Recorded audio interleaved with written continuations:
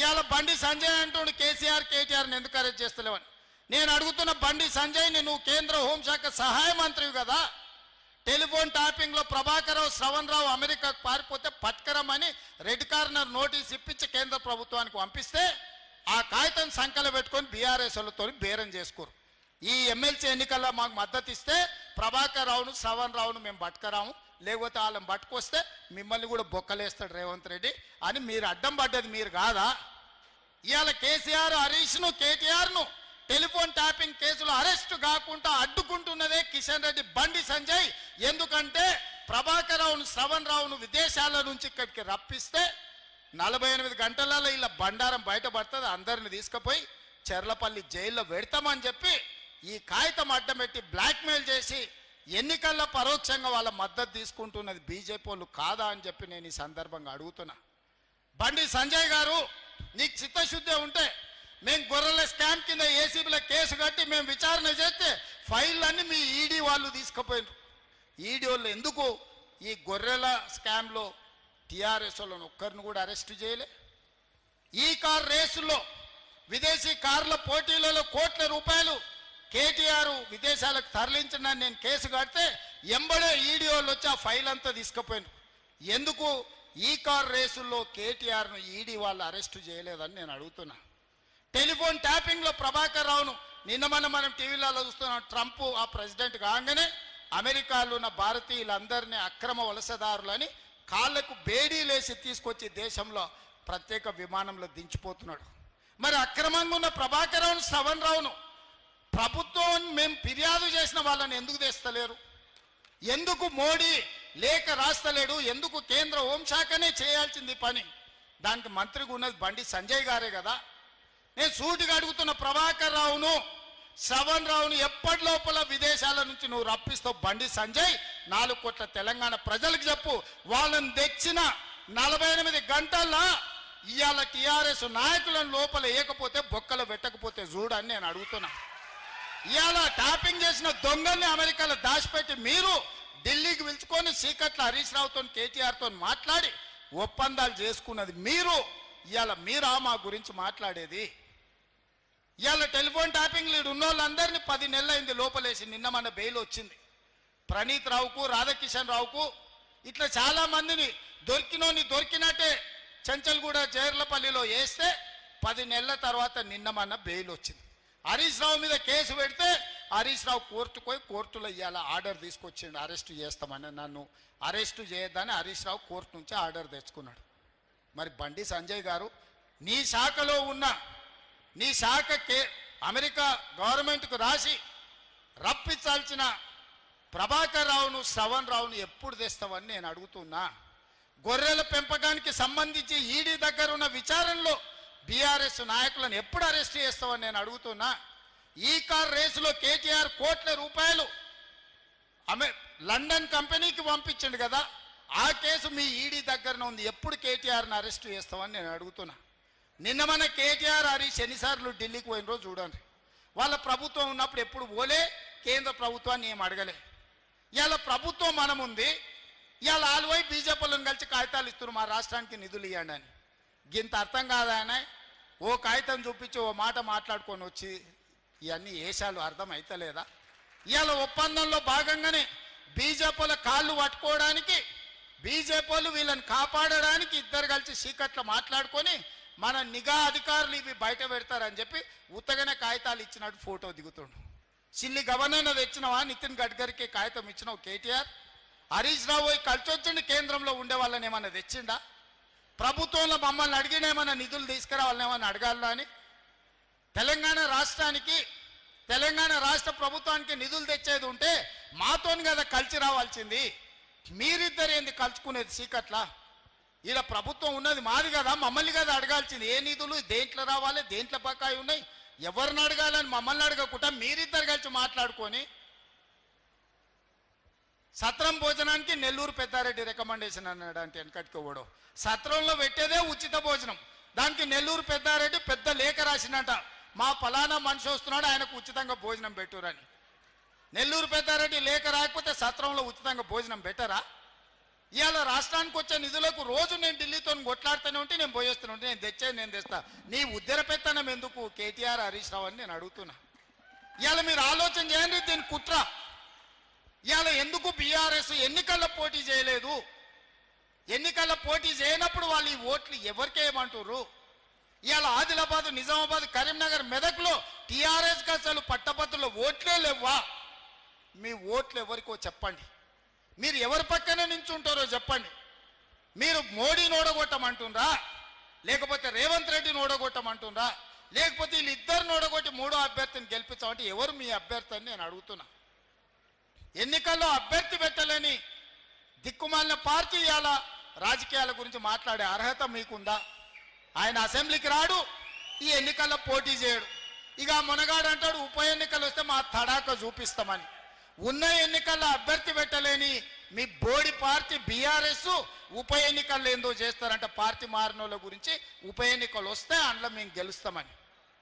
10 ఏళ్ళు 29 మంది ఎమ్మెల్యేలను, 20 మంది ఎమ్మెల్సీలను, 4-5 ఎంపీలను తీసుకున్నాడు చంద్రశేఖరరావు. అవునా? 2014 నుంచి 2023 వరకు 10లలో ఎమ్మెల్యేలను, ఎమ్మెల్సీలను, ఎంపీలను తీసుకున్నాడు. ఉప ఎన్నికలు ఒకటాన్ని వచ్చినాయా? మరి ఆ 10 ఏళ్లలో రాని ఉప ఎన్నికలు ఇప్పుడు ఎట్లకెళ్ళి వస్తాయి? అప్పుడు గదే స్పీకర్ ఉన్నాడు, అప్పుడు గవే కోర్టులు ఉన్నాయి. ఇప్పుడు గదే స్పీకర్ ఉన్నాడు, ఇప్పుడు గవే కోర్టులు. ఎట్లు ఉప ఎన్నికలు వస్తాయి నాకు చెప్పురా అని అడుగుతున్నా. మీరు 10 ఏళ్ళు ఉన్నప్పుడు తెలుగుదేశంలో గెలిచిన శ్రీనివాస్ యాదవ్ను మంత్రిని చేస్తారు, కాంగ్రెస్లో గెలిచిన సబితమ్మని మంత్రిని చేస్తారు. సిగ్గు లేకుండా ఉన్న ఎమ్మెల్యేలందరినీ మీ పార్టీ కండువలు కప్పి మీ చుట్టూతో తిప్పుకుంటారు. అప్పుడు ఉప ఎన్నికలు రాందంటే ఇప్పుడు ఉప ఎన్నికలు వస్తాయంటే ఆయన అందులో చూపిస్తాడంట. వెనకడికి కూడా కూట్లున్న రాయి తీయలేదంట, కానీ ఏట్ల పోయి మునిగి పెద్ద బండరాయి తీస్తాను పొంకనాలు కూర్చిందంట వెనకట్టుకోవడం.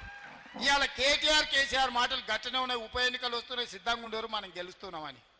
ఉన్న ఎన్నికల్లో పోటీ చెయ్యి. ఈ ఎన్నికల్లో నీ అభ్యర్థి ఎవడో చెప్పు.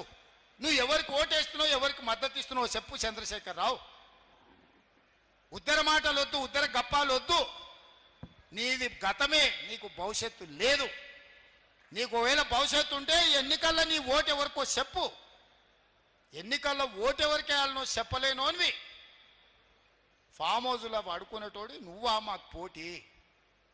ఇవాళ బీజేపీ వాళ్ళు కిషన్ రెడ్డి గారికి సూటిగా చెప్తున్నా, మీరు ఓటు అడగాలంటే నువ్వు అడ్డం పడి ఆపిన మెట్రో కేంద్ర ప్రభుత్వం మంత్రివర్గంలో పెట్టాలి. నేను మెట్రోను విస్తరించి హైదరాబాద్ నగరాన్ని మహానగరంగా, విశ్వనగరంగా చేయాలని మెట్రో కోసం కేంద్ర ప్రభుత్వం దగ్గరికి పోయినా మెట్రోకు అనుమతి ఇవ్వద్దని కిషన్ రెడ్డి ఢిల్లీలో మంత్రుల మీద ఒత్తిడి తెచ్చి మెట్రోకు అనుమతి రాకుండా అడ్డుకున్నాడు. ఇవాళ సబర్మతి రివర్ ఫ్రంట్ గుజరాత్లో కట్టుకుర్రు, నమో గంగే ఉత్తరప్రదేశ్లో కట్టుకుర్రు. ఇవాళ యమునా రివర్ను రిజర్వేషన్ చేస్తామని ఢిల్లీలో ఓట్లు అడిగి గెలిచారు. ఉత్తరప్రదేశ్లో గంగానదిని ప్రక్షాళన చేస్తారు. అదేవిధంగా గుజరాత్లో సబర్మతి రివర్ను ప్రక్షాళన చేస్తారు, ఢిల్లీలో యమునా నదిని ప్రక్షాళన చేస్తారు. కానీ హైదరాబాదులో మూసీ నదిని ప్రక్షాళన చేస్తామంటే మీరు అడ్డుకుంటారు, ఒక్క రూపాయి ఇవ్వరు. ఎందుకు అడ్డుకుంటున్నావు కిషన్ రెడ్డి? నువ్వు కేంద్ర మంత్రిగా మూసీ పరివాహక ప్రాంతంలో ఉన్న ప్రజలు నీకు ఓటు వేయలేదా? మూసీ ప్రక్షాళన చేసి మేము బాగా బతకాలనుకుంటున్నాం, నీకు ఇష్టం లేదా? ఇవాళ మూసీకి నిధులు రాకుండా, మూసీకి అనుమతులు ఇవ్వకుండా, మూసీకి కావలసిన డిఫెన్స్ ల్యాండ్స్ను ఇవ్వకుండా అడ్డుకుంటున్నది కిషన్ రెడ్డి కాదా? ఇవాళ రీజనల్ రింగ్ రోడ్డు నార్థన్ భాగం వచ్చింది, సదరన్ భాగాన్ని నితిన్ గడ్కరీ ఇవ్వకుండా అడ్డుకుంటున్నది కిషన్ రెడ్డి కాదా? ఇవాళ పాలమూరు రంగారెడ్డి ఎత్తిపోతల నీటి కేటాయింపులను, సమ్మక్క సారలమ్మ ప్రాజెక్టు కేటాయింపులను, సీతారామ నీటి కేటాయింపులను అడ్డుకుంటున్నది కిషన్ రెడ్డి కాదా? ఇవాళ వీటికి ఏటికి అనుమతులు ఏమి ఇస్తలేడు కిషన్ రెడ్డి. కేంద్రంలో నాకు కూడా పరిచయాలు ఉన్నాయి.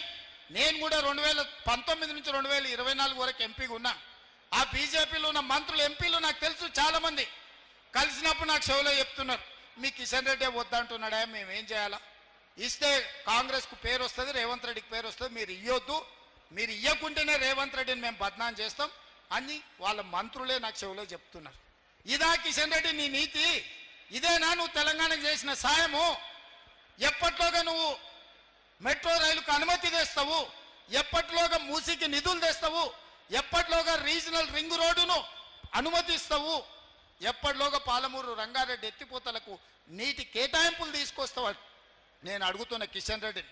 ఇవేవి లేకుండా మా పట్టభద్రుల ఓట్లు అడుగుతావా నువ్వు? నీకేం అర్హత ఉందని నేను అడుగుతున్నా. ఇవాళ నీకు అర్హత ఏముంది ఓట్లు అడగడానికి?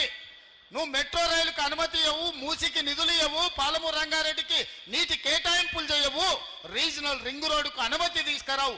ఏది తీసుకురాని దద్దమ్మ కిషన్ రెడ్డి నీకు ఓట్లు అడిగే అధికారం ఎక్కడిది తెలంగాణ రాష్ట్రంలో అని నేను అడుగుతున్న మిత్రులారా. ఇవాళ గుండెల మీద చెయ్యేసుకొని ఆలోచన చేయండి. ఈ తెలంగాణను అభివృద్ధి చేసేది, ఈ తెలంగాణ ఆత్మగౌరవం నిలబెట్టేది కాంగ్రెస్ పార్టీ కాదా? మీరు ఆలోచన చేయండి. మీ సోదరుడుగా, మీ వాడిగా 10 నెలల్లో ఒక్క రోజైనా సెలవు తీసుకున్నానా? ఒక్క రోజైనా ఈ సమస్యల్ని వదిలి పక్కన కూర్చున్నానా? 2023 డిసెంబర్ 7 నాడు బాధ్యత తీసుకున్న నేను ఈ రోజు వరకు ఒక్క గంటన్న ఎప్పుడైనా సెలవు తీసుకున్నానా? ఎప్పుడైనా పని చేయకుండా ఊరుకున్నానా? మీకోసం ఎన్నో ఏళ్ళ నుంచి పెండింగ్ ఉన్న బీసీ కులగణన, మాదిగ ఉపకులాల వర్గీకరణ, రైతు రుణమాఫీ లాంటి సమస్యలను, నిరుద్యోగ సమస్యలను పరిష్కరించడానికి నేను నిరంతరం పనిచేస్తున్న మిత్రులారా. ఇదంతా నేను చెప్పింది నిజమైతే మీరు గుండెల మీద చెయ్యి పెట్టుకొని ఆలోచన చెయ్యండి. నేను చెప్పింది నిజమైతే నన్ను గెలిపించండి. ఈ ఎన్నికల్లో ఇంకా బలంగా పనిచేయాలంటే, నా మనోధైర్యం పెరగాలి అంటే, అవసరమైతే ఢిల్లీలో మోడీతో కొట్లాడాలి అంటే ఈ పట్టభద్రులు అండగా నిలబడండి. మీరు అండగా నిలబడితే ఇక్కడ కేసీఆర్ని కాదు, అక్కడ మోడీతోనైనా కొట్లాడి మనకు నిధులు నీళ్లు తీసుకొచ్చే బాధ్యత నాది. మీరందరూ అండగా నిలబడండి. ముఖ్యంగా మా ఆడబిడ్డలు ఈడ ఉన్నారు. ఆర్టీసీలో బస్సు ఉచితంగా మా ఆడబిడ్డలు ప్రయాణం చేస్తే 150 కోట్ల మంది ఆడబిడ్డలకు 4,000 కోట్ల రూపాయలు బస్సులో ఉచితంగా నేను ఇస్తే నాకు ఓటేయండి. మీకు బస్సుల్లో ఎవరైనా టికెట్ పైసలు అడిగితే నాకు ఓటు వేయొద్దని మా ఆడబిడ్డలకు నేను చెప్పదలుచుకున్నా. 200 యూనిట్లు మీ ఇంట్లో ఉచితంగా కరెంటు వస్తే నాకు ఓటేయండి, లేకపోతే నాకు వద్దు. మీ అమ్మని అడగండి, ఇంటికి పోయినాక 500 రూపాయలకు సిలిండర్ మా ఆడబిడ్డలకు వస్తే ఓటు నాకేయండి, లేకపోతే ఓటు ఇయ్యకండి అని చెప్పి మా ఆడబిడ్డలను అడుగుతున్నా. స్వయం సహాయక సంఘాలను 67 లక్షల మందిని ఇవాళ ఆత్మగౌరవం లేకుండా ఉంటే సంఘాలను మళ్ళీ పునరుద్ధరించి 1 కోటి మంది ఆడబిడ్డల్ని కోటీశ్వరులను చేయాలన్న ఆలోచనతోని ఇవాళ వ్యాపారాలు ప్రారంభించడమే కాదు, 600 ఎలక్ట్రిక్ బస్సులు ఆడబిడ్డలకు ఇప్పించి లక్షాధికారులను కోటీశ్వరులను మిమ్మల్ని చేయడానికి మీకు బస్సులు ఇప్పించుంటే నాకు ఓటేయండి.